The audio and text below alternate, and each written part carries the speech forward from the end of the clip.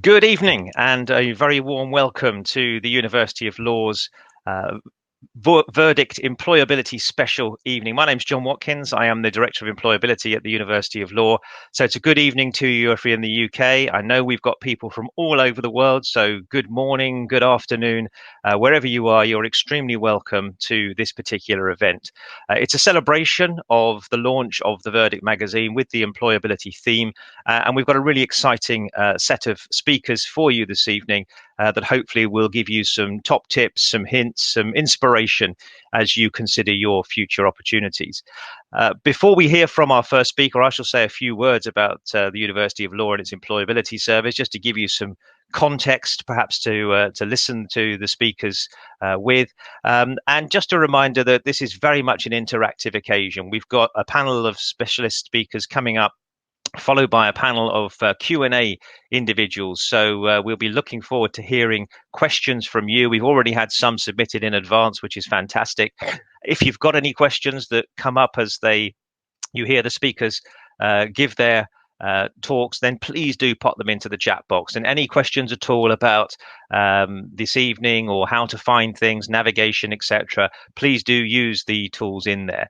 If you want to get into contact with the employability service to follow up on anything that you hear, you'll get the details in the chat box, but it's employability.share@law.ac.uk.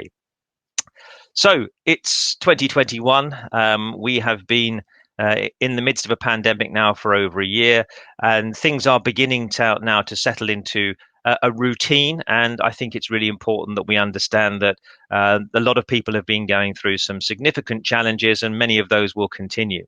But you'll hear tonight some very optimistic tones. And undoubtedly, what we're trying to do within the employability service at the university is provide you with those little extra bits of help and support and nudges in the right direction that hopefully keep you on an upward trajectory and ultimately onwards and upwards towards the successes that you want to achieve. It's possible that one or two things might take a little bit longer than previously. We just have to be realistic about that.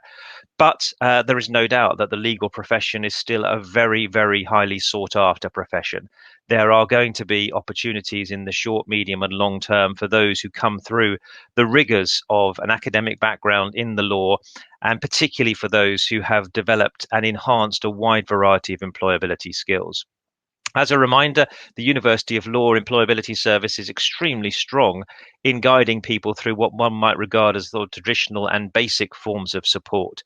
If you're not quite sure exactly where you wish to use your qualification, we have experts who can help unpick that for you, give you some ideas about the type of environment that might suit you best. So anybody today who's either coming to the university in the future, here now, or indeed has left us and is still not quite sure what direction to travel in, then please do use that service. Reminder that the service is available to people after you have left as well as you're here. And as soon as you've paid your deposit, prospective students can use that service as well. So a real incentive. We help people go through recruitment processes from the CV, cover letter, application, often through psychometric tests, through interviews, and then into assessment centres. And things have been changing. So many things now done virtually because they have to be, but perhaps also because efficiencies have been discovered, and maybe some of these things will be retained in the future. One of the things that I've certainly noticed is the speed in which some things can happen.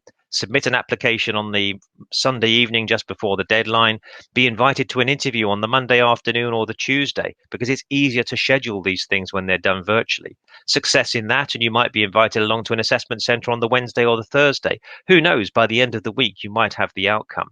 Doesn't always work in that way, but put yourself into the shoes of people who are conducting the recruitment processes. It's a very, very much slicker process than perhaps the over a 2-3 month period that might have happened previously. So we need to be on our toes. We need to accept that some things are a little bit different. We need to use our employee agility skills, to coin a phrase that's certainly been popular over the last 12 months. But over the next couple of hours, you will be able to hear from a number of experts, some live exchange of questions and answers as we move through. And then in the final half an hour, the chance to network and to pop into a variety of booths and have some follow-up conversations with people. So hopefully plenty for everyone. My advice as we start things off is to take a few notes. Hopefully, there'll be one, two, three, maybe five, six things that you hear tonight that you think, yes, I'm going to tuck that away. I'm going to learn from that. I'm going to use that myself. I'm going to improve myself and be better equipped to perhaps move on in the future with a few more tools in the armory to helpfully take me forward.